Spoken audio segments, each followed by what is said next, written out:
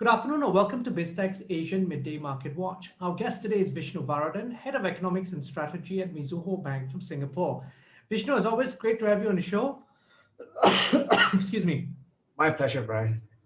Now, let's start by taking a quick look at crypto markets. Bitcoin is at 31,913. It's down 3.53%. Ethereum is at 1,886. It's down 7.02%. Looking at regional markets, the FBM KLCI on Bursa Malaysia is at 1,516.59.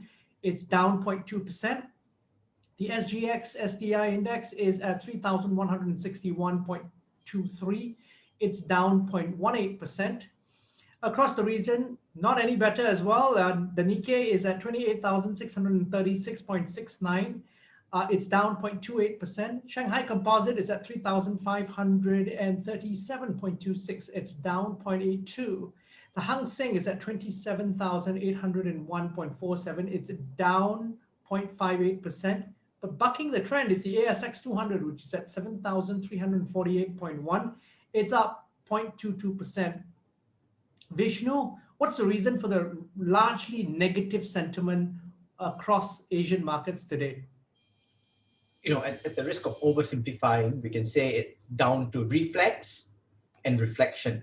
So okay. I think markets are worried about the reflex of the Fed, given that the inflation numbers continue to surprise the upside and come in very strongly. So that reflex can either be tightening sooner than expected in terms of rates, even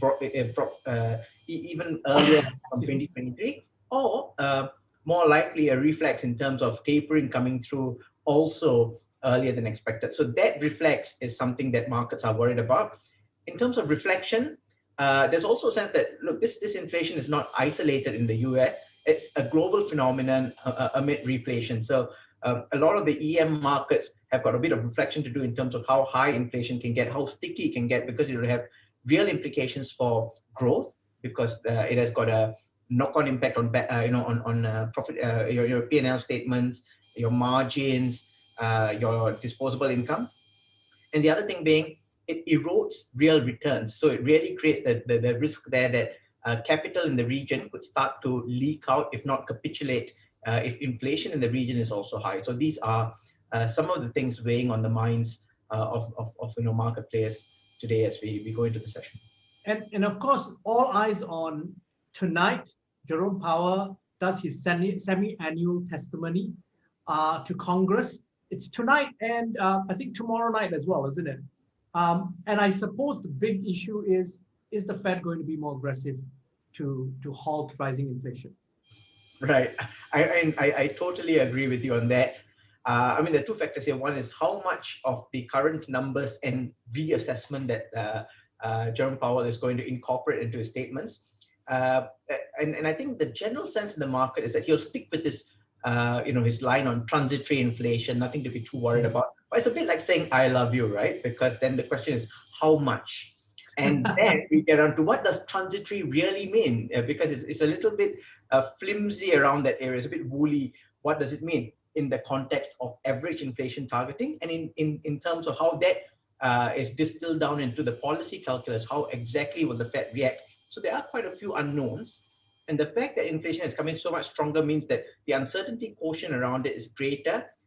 Even if we were to watch Jerome Powell very closely, I think there will be more questions than answers at the end of the session. Now, let's bring you back closer to home. Singapore's economy surged 14.3% in the second quarter of 2021. Compared to the same period, nice headline number, obviously from a low base last year. But compared to the previous quarter, the economy actually contracted 2%. So what should investors be reading into this? Absolutely. And I really appreciate you cutting through all of that to focus on what's pertinent here, which is sequentially, there's been a little bit of a slip.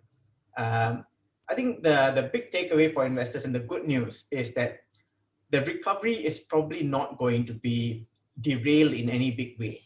However, they also need to take on board the fact that the recovery from here on into the early part of 2022 will probably remain somewhat bumpy.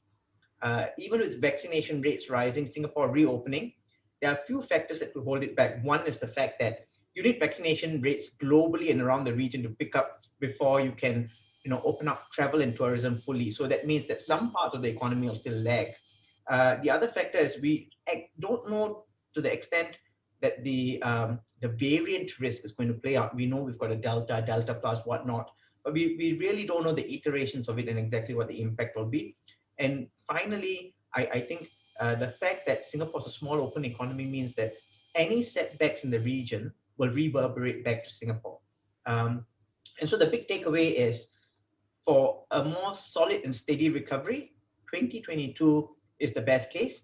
2021 may continue to look bright, may actually over deliver in terms of targets, but I think it's no reason to discard caution.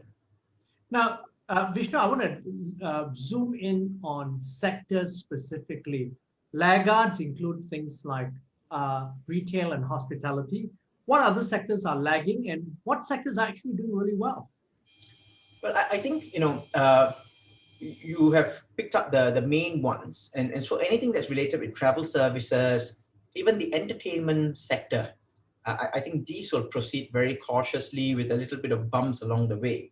The ones that are doing well, they've got different starting points and different drivers. You've got the pharmaceutical sector that's been doing very well, judging from the industrial production numbers.